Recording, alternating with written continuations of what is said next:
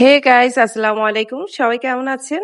আশা করছি সবাই অনেক ভালো আছেন। আজকে আমি আপনাদের জন্য নিয়ে এসেছি টক ঝাল মিষ্টি আচারি বেগুনের রেসিপিটি শুরু করা যাক। এর জন্য প্রথমে লাগছে 4টা বেগুন।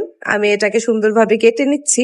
ভিডিওটি ভালোভাবে লক্ষ্য করলে আপনারা বুঝতে পারবেন আমি কিভাবে বেগুনগুলো কেটে নিচ্ছি। আপনাদের হাতের কাছে যদি লম্বা বেগুন না থাকে তাহলে আপনারা গোল বেগুন দিয়েও এই আচারি বেগুনটা তৈরি করে নিতে পারবেন। এটা পোলাওয়ের সাথে খিচুড়ির সাথে খেতে অসাধারণ লাগে। আপনারা আমার রেসিপি ফলো করে বাসায় একবার হলেও বানিয়ে খাবেন। দেখতেই পাচ্ছেন আমি এটা কিভাবে কেটে নিয়েছি। এরপর আমি সবগুলো বেগুন একসাথে সুন্দরভাবে পানিতে ধুয়ে নেব এবং ধোয়ার সময় উপরে যে এই ময়লাটা থাকে সেটাও আমি তুলে ফেলবো।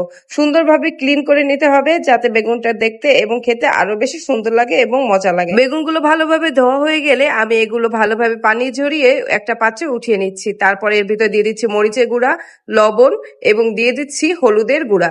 দিয়ে ভালোভাবে আমি এটাকে হাত দিয়ে মেখে নেব যাতে সব জায়গায় লবণ, হলুদ এবং মরিচের মিশ্রণটা লেগে যায়। এটা ভালোভাবে সময় নিয়ে করতে হবে। এই বেগুনটা দেখতে ফাইনালি এমন লাগছে। এরপর কড়াইতে তেল গরম করে একে একে আমি সবগুলো বেগুন দিয়ে দিচ্ছি।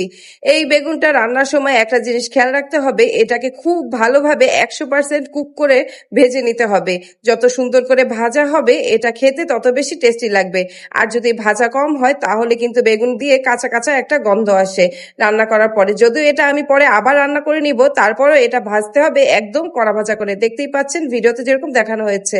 লাল লাল করে বেগুনগুলো ভাজা হয়ে গেলে আমি সবগুলো বেগুন তুলে নিচ্ছি এবং একই কড়াইতে আমি শুকনো মরিচ এবং পেঁয়াজ দিয়ে দিচ্ছি। দিয়ে ভালোভাবে ভেজে আমি এর ভিতরে দিয়ে দিচ্ছি হাফ চা চামচ আদা বাটা এবং হাফ চা চামচ রসুন বাটা। দিয়ে আমি দিয়ে দিচ্ছি এখানে 1 টেবিল চামচের মতো মরিচের গুঁড়া, হলুদের গুঁড়া এবং লবণ। সাথে দিয়ে দিচ্ছি একটুখানি জিরার গুঁড়া। তারপরে দিয়ে আমি এটাকে ভালোভাবে কষিয়ে নিব। একটু সময় নিয়ে কষাতে হবে। এই রান্নাটা যত বেশি কষানো হবে খেতে তত বেশি মজা লাগবে। এরপর আমি এর ভিতরে দিয়ে দিচ্ছি সব থেকে মেইন ইনগ্রেডিয়েন্ট, সেটা হচ্ছে আচার। এখানে আমি আমের টক মিষ্টি আচার যেটা আছে সেটা ইউজ করছি। আপনাদের আচার যে যার পছন্দ মতো যে আচার বাসায় থাকবে হাতের কাছে সেটাই দিতে পারেন। স্বাদের জন্য আমি দিয়ে দিচ্ছি চিনি।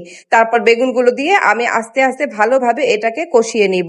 সুন্দরভাবে কষানো হয়ে গেলে আমি এর ভিতরে দিয়ে দেব ফুটন্ত গরম পানি। এই রান্নাটা করার সময় খেয়াল রাখতে হবে যেন টক ঝাল মিষ্টির একটা পারফেক্ট ব্যালেন্স থাকে।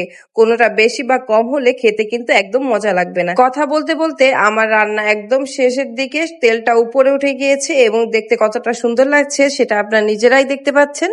আজ এ পর্যন্তই। সবাই ভালো থাকবেন, সুস্থ থাকবেন, আমার জন্য দোয়া করবেন। আল্লাহ হাফেজ।